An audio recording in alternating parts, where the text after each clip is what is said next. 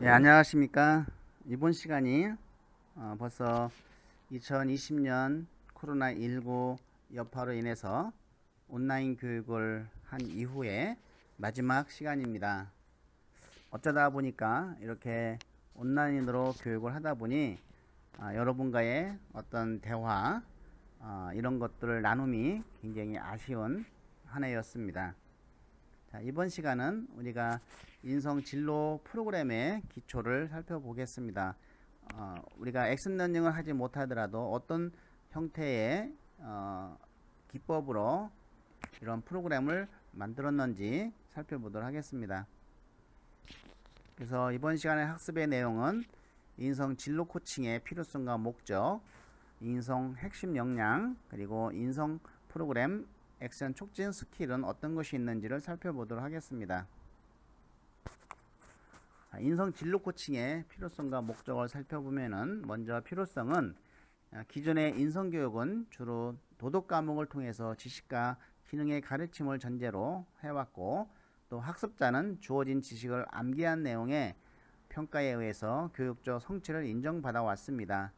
하지만 앞으로의 인성 교육은 이런 학습자 중심으로 개개인의 차이가 존중되고 스스로 새로운 생각과 가치를 만들어내는 교육과 다양한 질문 그리고 토론을 통해 깊은 사고를 촉진하는 활동이 필요하게 되었습니다.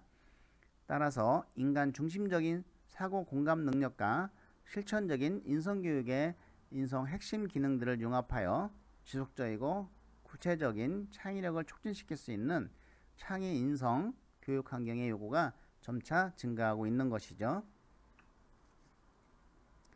자, 목적으로 보면 첫째, 내 안에 나를 발견하는 것입니다. 자기 주도성과 자발성을 기초로 하는 학습자 중심의 창의적인 프로그램, 그리고 다양한 관점에서 생각하고 서로의 긍정적인 성장을 도모하는 것. 두 번째는 틀린 것이 아니라 다름을 인정하는 것이라는 것이죠. 한 사람 한 사람이 점화된 느낌과 생각을 표현하고 타인과의 다름을 인정해 줄 때 코칭이 된다는 것이죠. 코칭의 목적이 된다는 것입니다. 자, 커뮤니케이션, 공동체 문화를 형성하는 것입니다. 세 번째는 창조적 인성을 위한 자신감을 얻는 것입니다. 존중감과 회복 탄력성의 향상과 나와 너, 우리 모두에게는 세상을 변화시킬 능력을 가지고 있다는 것. 네 번째로는 배움과 놀이는 하나라는 겁니다. 그래서 협동하는 인간 중심적인 인성 워크숍 프로그램을 통해서 배움과 놀이는 하나라는 측면의 코칭을 목적이 있겠습니다. 자, 여기서 말하는 인성 핵심 역량 6가지는 첫 번째, 자기관리 역량입니다. 그래서 자아 정체감과 자신감을 가지고 자신의 삶과 진로에 필요한 기초적인 능력 및 자질을 기르고 자기 주도적으로 살아갈 수 있는 능력이 자기관리 역량이고, 두 번째는 지식 정보 처리 역량입니다. 그래서 문제를 합리적으로 해결하기 위하여 다양한 영역의 지식과 정보를 처리하고 활용할 수 있는 능력이고, 세 번째는 창의적 사고 역량입니다. 폭넓은 지식, 기초 지식을 바탕으로 다양한 전문 분야의 지식, 기술, 경험을 융합적으로 활용해서 새로운 것을 창출하는 능력입니다. 자, 심리적 감성 역량입니다. 그래서 문화적 소양과 감성을 바탕으로 세상을 보는 안목과 인간을 이해하는 태도를 갖추고 삶의 질과 행복을 창출하고 향유하는 능력. 그리고 다섯 번째, 의사소통 역량입니다. 다양한 삶의 상황에서 자신의 생각과 감정을 효과적으로 표현하고 타인과 소통하며 갈등을 조절하는 능력인 것이죠. 여섯 번째, 공동체적 역량입니다. 지역, 국가, 세계 공동체의 구성원에게 요구되는 어떤 가치와 태도를 실천하고 공동체의 문제 해결에 적극적으로 참여하는 능력. 이러한 인성 역량, 핵심 역량 6가지를 교육하기 위해서 이런 프로그램을 개발해 왔습니다. 자, 이런 인성 프로그램 액션 촉진 스킬로는 첫 번째, 브레인 스토밍이 있습니다. 자, 이 브레인 스토밍은 여러분들 아마 익숙해질 겁니다. 집단 상담에서도 많이 하고 있죠. 1938년 미국의 광고 대행사 부사장으로 있던 AF 오즈본으로부터 처음 개발되었고, 회의 방식의 집단 사고 방식으로 생각나는 아이디어를 짧은 시간 내에 많이 도출해내기 위한 발상법이죠. 그래서 한 사람의 아이디어가 아닌 여러 사람이 함께 만들어가는 집단 지성의 힘을 알 수 있는 토론 방식입니다. 브레인스토밍에는 4S라고 하는 기본 원칙이 있습니다. 자, 첫 번째, 서포트. 절대로 다른 사람이 낸 아이디어를 비판하지 않는다.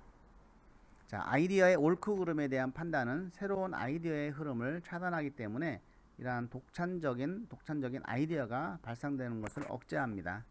자, 스피드. 질보다는 양입니다. 질 좋은 아이디어는 수없이 많은 아이디어 속에서 발견될 수 있다는 것이죠. 그 다음에 실리. 자유분방한 분위기를 조성한다는 겁니다. 무슨 아이디어든 자유롭게 생각나는 것은 다 말할 수 있는 자유분방한 분위기의 형성이 요구된다는 것이죠. 그 다음에 시너지인데요. 결합과 개선의 추구입니다. 자, 하나의 아이디어는 다른 사람들의 아이디어를 더해서 더 좋은 아이디어로 만들어질 수 있습니다.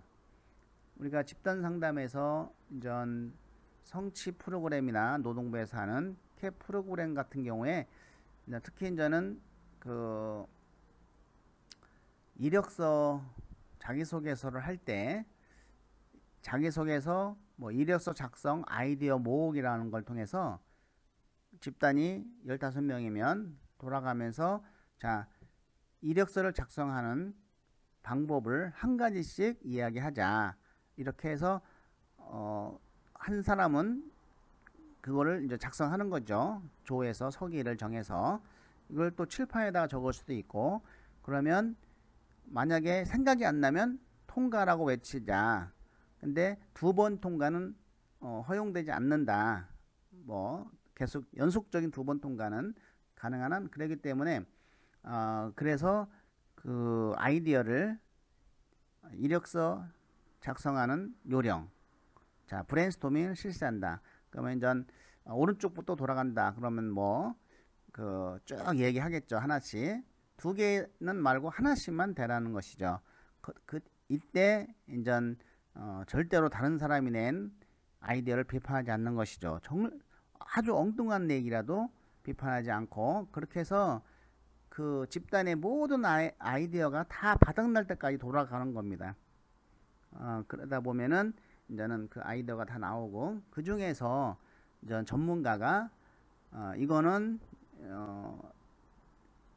이런 사항으로 해서 쓰지 않고 이런 거는 굉장히 좋다라고 해서 이제 제대로 그 전문가가 그 좋은 작성법에 대해서 피드백을 해주는 것이 필요한 것이죠. 그래서 이 인성 프로그램에도 액션 촉진 스킬로 이런 브레인스토밍을 이렇게 포스트잇에다가 써가지고 이렇게 하는 그런 방법도 좋은 방법이라고 볼 수 있겠습니다. 자, 브레인 라이팅입니다. 이 브레인 라이팅은 독일에서 나온 것인데요. 그룹이 아이디어를 고안할 때 아이디어를 조용히 글로 써서 표현하는 아이디어 기법입니다. 그래서 브레인 라이팅은 일명 635법이라고 하는데, 자, 6명이 5분 동안 3가지 아이디어를 생각하게 되는 방법으로 총 108개의 아이디어가 창출될 수 있다는 것이죠. 그래서 그 브레인 라이팅은 말이 아닌 글로 아이디어를 내는 방법으로 각자 주제에 대해서 아이디어를 글로 적은 후 자신의 아이디어를 적은 종이를 왼쪽 사람에게 주면은 왼쪽 사람은 거기다가 의견을 달아서 계속 주는 것이죠. 자, 자신이 받은 옆 사람의 아이디어를 읽은 후 그 아이디어를 더 발전시키거나 새로운 아이디어가 있으면 추가로 적는 활동을 계속 진행하면서 각자의 종이가 한 바퀴 돌면 각각의 아이디어를 공유한 후에 혼자 아이디어를 정리할 수가 있는 것이죠. 이러한 브레인 라이팅의 장점으로는 한두 사람이 주도적으로 아이디어를 끌고 가는 것을 막을 수 있고, 발언에 소극적인 사람과 이러한 순발력이 약한 사람들에게 기회를 동일하게 줄 수 있는 것이죠. 자, 3개의 아이디어.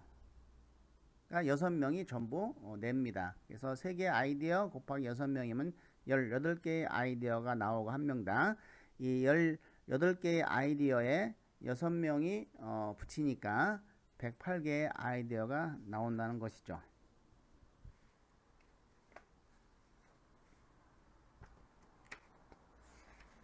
자, 세 번째는 비주얼 싱킹입니다. 이 비주얼 싱킹은 좁은 의미의 비주얼 싱킹이란 그림과 글로 정보와 생각을 기록 표현하는 것을 의미합니다. 그래서 표현과 기록을 하는 손쉬운 방법으로서 손 스케치를 중요시합니다. 또 넓은 의미의 비주얼 싱킹은 자신의 생각을 글과 이미지로 확장되어 비언어까지 포함됩니다. 생각을 글과 그림 등으로 체계화하고 표현해서 이런 기억력과 이해력을 키우고 함께 공감하며 나누는 것이죠. 이런 비주얼 싱킹의 과정은 읽기, 관찰, 생각, 표현하는 프로세스로 진행이 됩니다. 자, 그래서 눈으로 보고 생각하고 표현하는 것이죠. 예를 들어서 뭐 이렇게 할 수도 있습니다. 어떤 동화책에 나오는 하나의 짧은 동화 이야기를 5명이 조언이면은 5명이 하나의 어떤 내용을 5개로 쪼개서 자기가 그 글을 읽고 그거에 다 읽고 그 다음에 이제 글을 치웁니다. 그리고 나서 그거에 대해서 그림을 그리기 시작합니다. 표현을 합니다. 표현을 한 다음에 그것을 이제 하나에 이렇게 이어지는 것이죠. 그래서 각자가 표현한 그림을 5개를 그려서 그거를 다시 이야기로 해보는 겁니다. 이야기라고 하면 그러면 그 안에 있는 처음에 글로 쓰여진 내용들이 글을 통해서 표현이 다 되는 그림을 통해서 다 표현이 되는 것이죠. 그러면서 이런 프로그램이 저는 기억력과 이해력을 키우는데 아주 많이 쓰이고 있습니다. 자, 네 번째는 마인드맵입니다. 이 마인드맵이라고 하는 것은 생각의 지도라는 뜻이죠. 우리가 뭐 프로그램에서 자기소개서 작성 요령을 마인드맵으로 조원들끼리 만들자. 그래서 그 가지를 만들고 그 가지에 또 가지 만들고 이렇게 쭉 하다 보면은 연결이 되죠. 그래서 생각의 지도라고 하고 있습니다. 자, 마인드맵의 창시자인 영국의 토니 부자는 이런 마인드맵을 통해서 마음속에 지도를 그리듯 자신의 생각을 이미지화하여 사고력, 창의력, 기억력을 향상시켜서 학습의 효율성을 높여주는 시각적인 방법이라고 합니다. 자, 이 마인드맵은 방사사고를 표현한 것입니다. 방사라고 하는 것은 중심체로부터 사방으로 뻗어나가다는 뜻으로 개방적인 사고를 뜻하는 것이죠. 그래서 이러한 마인드맵의 4가지 특성을 살펴보면은 첫 번째, 주요 주제가 중심 이미지에서 구체화된다. 두 번째는 주요 주제가 나뭇가지처럼 중심 이미지에서 뻗어나가고, 세 번째로는 핵심 이미지와 핵심어가 중요도 순서에 따라 연결이 되고, 네 번째는 나뭇가지는 마디가 서로 연결되어 있는 듯하는 구조를 취하게 되는 것입니다. 자, 이런 식으로 저는 마인드맵이 가지에 가지를 치고 이야기가 되고 있죠. 뭐 식물을 좀 보신 분은 아시겠지만은 뭐 토마토 같은 것도 격가지가 엄청 많이 나죠. 근데 그 격가지를 다 그대로 두면은 이런 가지가 엄청나게 많이 나올 겁니다. 마인드맵은 굉장히 좋지만 제품을 먹으려고 하면 격가지는 다 따줘야 되겠죠. 그래야 제품이 커지죠. 고추도 마찬가지고요. 어쨌든 이러한 마인드맵으로 그 프로그램을 좀 이끌어가는 방법이 있고요. 다섯 번째는 이 타이포그래피입니다. 이 타이포그래피의 어원은 타이포로 그리스어인 활자라는 뜻입니다. 그래서 기술 또는 쓰다라는 뜻의 그래피라는 말이 합쳐져서 영어인 타이포그래피가 된 것이죠. 그래서 활자와 기술, 또는 쓰다라는 의미로 활판술 또는 인쇄술이라고 해서 활판 인쇄술이라고 할 수 있습니다. 자, 미시적 의미로는 글꼴과 글꼴의 변화를 이용한 구성이며, 거시적 의미로는 문자를 포함하는 시각 디자인 전반을 일컬을 수 있습니다. 그래서 편집 디자인 분야에서는 활자의 서체나 글자 배치 따위를 구성하고 표현하는 일을 가리키는 용어를 말하기도 합니다. 자, 예를 들어서 인성이라고 하면은 그 자음 모음을 하면은 하나, 둘, 셋, 넷, 5개죠. 그러면 전 만약에 5명이라고 하면은 한 사람씩 하나를 가지고 그 먼저 인성에 대한 의미를 포스트에다가 쓰게 합니다. 이걸 보기 전에. 그래서 인성은 뭐다, 인성은 뭐다, 인성은 뭐다, 이렇게 자기 나름대로 인성이 나오면 그 이응을 가진 학생은 이응에다가 어떤 그림이나 이런 걸 표현해서 인성이 자기가 얘기한 인성을 하는 것이죠. 받아들인다고 하는 것이죠. 그리고 또 이를 선택한 사람은 인성이란 자기가 생각한 인성을 이렇게 그리는 것이고, 또 세 번째 사람 이렇게 그리고, 그 다음에 시옷도 이렇게 그리고, 네 번째 이렇게 그려서 이거를 포스트에다 그린 걸 합치면 인성 이렇게 되죠. 그래서 이제 이런 그림에다가 그 인성에 대한 이미지를 표현을 하는 것이죠. 각자의 자음 모음에 이렇게 만드는 것이 이제는 타이포그래피 기법이다라고 볼 수가 있습니다. 예, 이런 것을 우리가 프로그램에 실제로 액션 런닝을 하지 못한 아쉬움을 뒤로 하고 마지막 수업을 마칠까 합니다.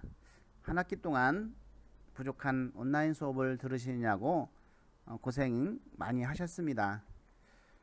예, 이걸로 수업을 마칠까 합니다. 예, 그동안 수고 많이 하셨습니다.